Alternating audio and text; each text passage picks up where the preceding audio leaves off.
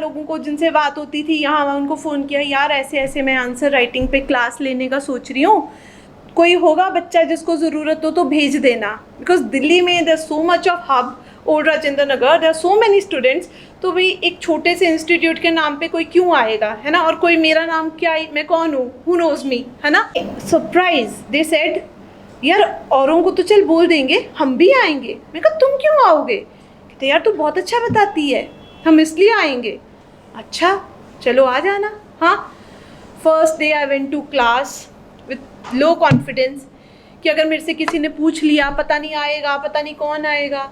ठीक है, 50-60 बच्चे आ गए थे। आई स्टार्टेड टीचिंग, बताना कि क्या हम as I told I focused on answer writing paper wise and subject wise, answer writing for history, answer writing for geography, answer writing for society, answer writing for polity, क्योंकि इतने सालों से वही सब तो पढ़ा था, तो बस वो बता रही थी कि सब चीज़ों को अच्छे से लिखना कैसे है, क्योंकि that was the only thing I learned and I gained.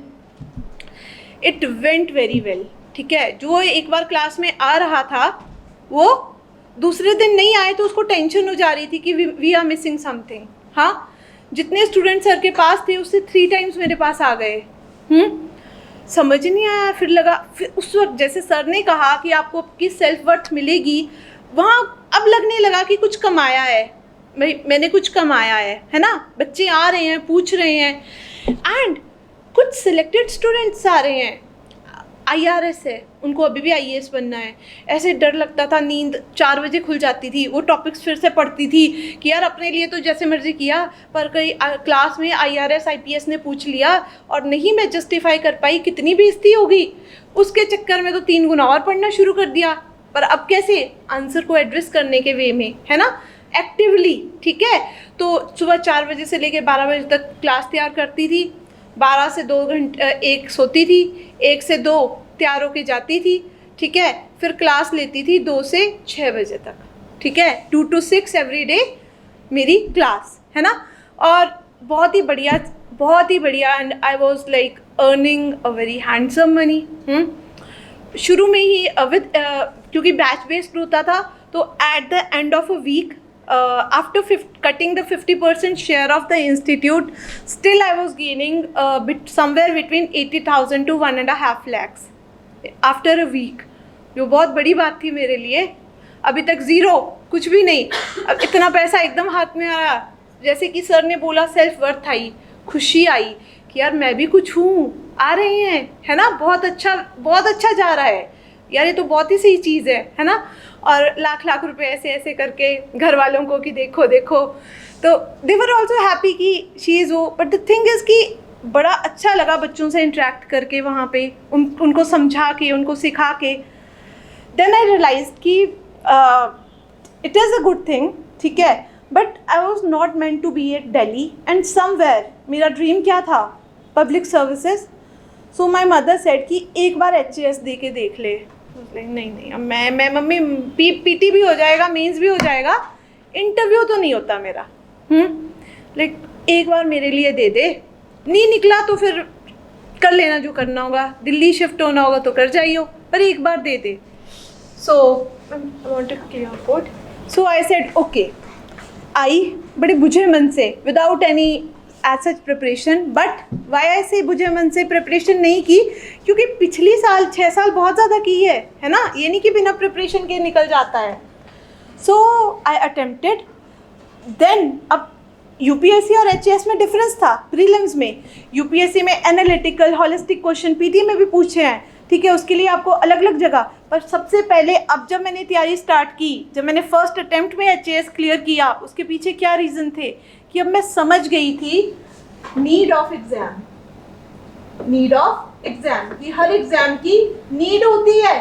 अब मैं अंधेरे में तीर नहीं मार रही थी, जो मैंने UPSC में किया, बस पढ़ना, वो धक्के खा के सीख लिया था ना, और अपने आप को मॉरली उठा भी लिया था कि एक बैकड्रॉप में था, नहीं होगा, मैं तो इतने पैसे कमा रही हूँ, 2-2.5 लाख रुपए मेरा महीने का बन रहा है, मैं तो चिल, है ना, चिल किया भी। I went to Andaman with my own money, taking my family along. I went to Goa, I went to Kerala, पूरे घर को घुमा दिया, उनको भी खुशी हुई बेटी घुमा रही है, खुद को भी खुशी हुई कि इनके लिए कभी कुछ नहीं किया, चलो अब मैं कर रही हूँ, है ना।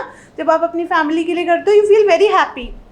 तो अब इसीलिए मैं कहती हूँ खुद को खुश रखना बहुत ज़रूरी है।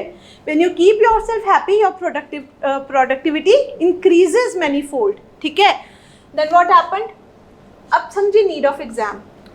नीड ऑफ एग्ज़ाम मैंने कैसे किया, पिछले साल के 5 इयर्स के मैंने क्वेश्चन पेपर उठाए HAS के, ठीक है। उन क्वेश्चंस को मैंने गो थ्रू किया, फिर मैंने क्या निकाला, क्योंकि अब मैं बेवकूफ़ नहीं थी, बेवकूफ़ी में मैंने बहुत साल खराब किए, तो अब मैंने निकाला कि अब कैसे आते हैं क्वेश्चन। 10 क्वेश्चन हिस्ट्री के आते हैं, पेपर देख के एनालाइज किया ना। 10 क्वेश्चन पॉलिटी के आते हैं, 10 क्वेश्चन इकोनॉमी के आते हैं, 10 क्वेश्चन एनवायरनमेंट के आते हैं, 10 क्वेश्चन साइंस एंड टेक के आते हैं, एनवायरनमेंट एंड ज्योग्राफी लगा लो, ठीक है, या ज्योग्राफी यहाँ लगा लो। 10 क्वेश्चन थोड़ा ऊपर नीचे तो चलता है ना, ऑन एन एवरेज ऐसा है। बाकी 20 क्वेश्चन जो है वो हिमाचल के आएंगे, 20 क्वेश्चन जो है वो करंट अफेयर्स के आएंगे। तो सबसे पहले मैंने क्या किया, कंपार्टमेंटलाइज किया, क्योंकि अब मुझे पता था भाई पेपर कैसे निकालते हैं। पेपर पढ़ के नहीं निकलते, पेपर कैसे निकलते हैं, समझ के कि पेपर की नीड क्या है। ये मैंने डिवाइड कर दिया। फिर मैंने अपनी लिमिटेड एनर्जीज, क्योंकि मैं जब दिल्ली से वापस आई थी और जब मैंने HAS देना था तो प्रीलिम्स के बीच में सिर्फ 3 महीने थे, और 3 महीने में मेरे को HAS स्पेसिफिक तैयारी करनी थी, ठीक है। अभी तक मैं बस मेंस के लिए डील कर रही थी, वो भी UPSC के, ठीक है। So I focus my energies, but 3 महीने सफिशिएंट क्यों हुए, पहले से मुझे काफ़ी कुछ आता था, मैंने बस पेपर की नीड के अकॉर्डिंग करना था। हिस्ट्री स्टैटिक है, इतने सालों से पढ़ी है तो हो जाएगी, होनी जाएगी, करनी पड़ेगी। हिस्ट्री के क्वेश्चन कैसे हैं, अच्छा एंशिएंट है, मॉडर्न है। मैं मिडिवल नहीं करती थी, मेरे को पसंद भी नहीं थी, मुझे लगता था चल सर जाएगा। मैंने अपने आप को वो किया बैलेंस करके, क्योंकि मुझे पता है मेरा क्या ज़्यादा अच्छा है वहाँ बैलेंस होगा, किसी का हिस्ट्री अच्छा है वो वहाँ कर सकता है, ठीक है। एंशिएंट और मिडिवल मैंने क्वेश्चन देखे कैसे आ रहे हैं, इनके यार फैक्ट बेस्ड है। जो मॉडर्न इंडिया है इसमें तो यार ये NCERT से बाहर का भी पूछ रहे हैं, तो मुझे 1-2 किताबें और रेफ़र करनी पड़ेगी, या इनके जो पीछे NT के पेपर में या मतलब हिमाचल के और पेपरों में जो हिस्ट्री के क्वेश्चन आए हैं उनको गो थ्रू कर लूँ मैं, उनसे मिलता जुलता आएगा। तो पहले तो वो सारे क्वेश्चन गो थ्रू किए, फिर उनसे मिलता जुलता जो किताबों में नहीं था वो नेट पे निकाला, उसके आगे पीछे थोड़ा बहुत पढ़ लिया। तो इस तरीके से बैक ट्रैकिंग से और स्मार्ट स्ट्रैटेजी से मैंने अपना हिस्ट्री करके रख लिया, ठीक है।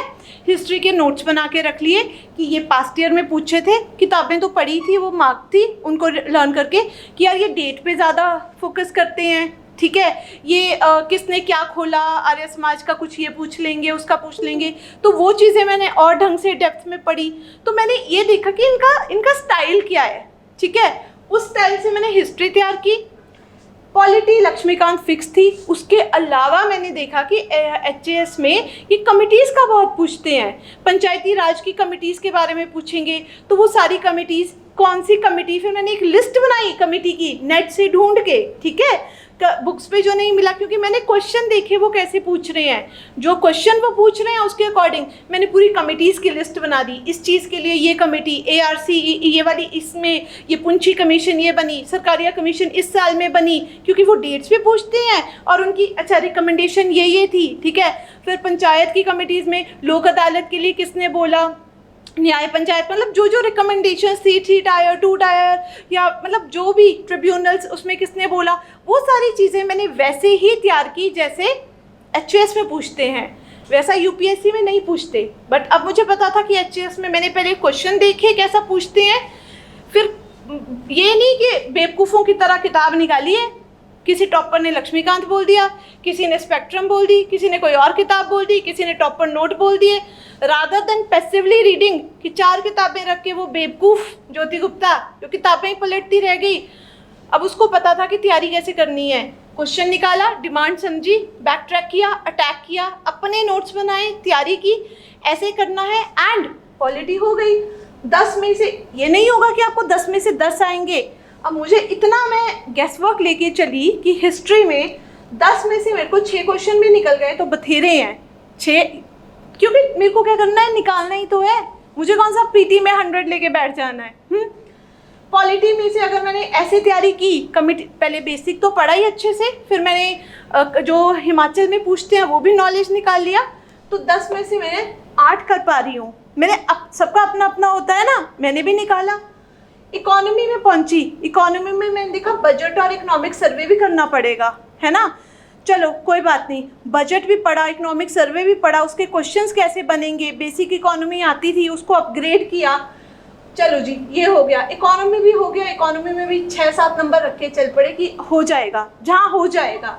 ऐसे ही एनवायरनमेंट में पहुंचे, ऐसे ही साइंस एंड टेक में पहुंचे, ऐसे ही ज्योग्राफी में पहुंचे, क्वेश्चंस को देखा, नीड ऑफ द एग्जाम को समझा और फिर तैयारी की। Basic plus demand of the exam, ये तो करके रख लिया। अब बचा हिमाचल और करंट अफेयर। हिमाचल के लिए बोला बलोखरा, इतनी बड़ी किताब और 3 महीने, यार मुझसे तो ना हो पाएगा। मैं आलसी हूँ, आलसी हो गई हूँ इतने साल पढ़ने के बाद। अब मेरे को किताबों से नफरत सी हो गई थी, तो मैं ऐसे चोर होते हैं ना, लिमिटेड पढ़ना है। देन आई रेफर्ड, ठीक है, हिमाचल के लिए मेरे को कहीं से एक आकाश पब्लिकेशन की बुक थी, हिंदी में आती थी, ठीक है, वो हिंदी में आती थी। तो मैंने कहा कोई बात नहीं, अगर इससे आता है, अगर ये बैलेंस कर रही है तो मैं इसको ले लेती हूँ। मैंने वो बुक ली, मैम के नोट्स थे, एसएनएम के भी हिमाचल के जो मटेरियल था उसको मैंने रेफ़र किया साथ में, ठीक है, क्योंकि कुछ चीज़ें इससे मिस हो जाएंगी, ठीक है। तो दूसरा सोर्स, क्योंकि हिमाचल में मैं नहीं थी, उसका तो यूपीएससी का सब्जेक्ट का जीएस का पता था, पर हिमाचल में कुछ क्वेश्चंस ऐसे थे, फिर वहम रह जाएगा ना, मैंने पढ़ा नहीं, तो मैंने बैलेंस कर लिया। अगर आप बलोखरा का आपके पास टाइम है, आप शुरू से हैं, तो उसके भी सारे चैप्टर नहीं पढ़ने हैं। अगर उसको भी आपको है कि हमने पढ़ना है एक बार बलोखरा, तो इतनी बड़ी किताब है, पहले आइडेंटिफाई करना चैप्टर कौन से जिनसे क्वेश्चंस आते हैं। कुछ सिलेक्टेड पेजेस है, वो पेजेस के नोट्स बना के रख लेने, पूरी किताब पढ़ने का कोई फ़ायदा नहीं है। देखो क्या पूछा है, फिर देखो ये यहाँ से पूछा है, वो चीज़ें पढ़ लो। वैसा भी करके रखोगे तो इतने का नोट्स बन जाएंगे। नहीं है, कहीं नहीं माने है तो बहुत बढ़िया, एक बार गो थ्रू होना, वरना ऐसे 2 सोर्सेज की बुक्स लेके बैलेंस करके अपने आंसर को, दोनों के डाटा को एक दूसरे से मैच करो। कहीं डिस्क्रिपेंसी आ रही है तो नेट पे सर्च कर लो, मिस प्रिंटिंग हो जाती है, हर जगह का परफेक्ट थोड़ी ना हो सकता है। इतनी बड़ी किताबें हैं यार, डाटा चेंज होता रहता है, सब कुछ चेंज होता रहता है ना। एक बंदा, बड़ा मुश्किल होता है किताब निकालना। तो ये करके बैलेंस करके इसको समझो। ये मैंने अपना हिमाचल रख लिया। उसके अलावा मैंने पास्ट ईयर के क्वेश्चंस को जो है डेली प्रैक्टिस किया हिमाचल का समझने को। अब आया करंट अफेयर्स, यूपीएससी का करंट अफेयर और हिमाचल का current affair, again it was a drastic change, है ना। यूपीएससी कभी नहीं पूछेगा ये कौन बना, ये कब बना, ये क्या हुआ, किसको अवार्ड मिला, और हिमाचल में तो टिपिकल वो क्लैरिकल वाला जो सिस्टम था, जो मुझे बिल्कुल पसंद नहीं था, पर करना तो पड़ेगा, आपकी पसंद थोड़ी है। क्या है, need of the exam, demand of the exam, उसके according. Then I change my strategy, ठीक है। मैंने क्या किया कि जीके टुडे एक साइट है, उस पर आता है, ठीक है, महीने के कोई 80 से 100 पेजेस होते हैं। अब now because of studying so much I got the ability of screening, ये पूछ सकते हैं, ये नहीं पूछ सकते, ये पूछ सकते हैं, ये बेकार है, ठीक है। तो वैसे करके, या धीरे धीरे आप जब पढ़ने लगोगे आप भी डेवलप कर जाओगे। मैंने अपने जीके टुडे से नोट्स प्रिपेयर कर लिए। बाकी न्यूज़पेपर जो है वो जब आप तैयारी कर रहे हो एक्टिवली आपको करना ही पड़ेगा।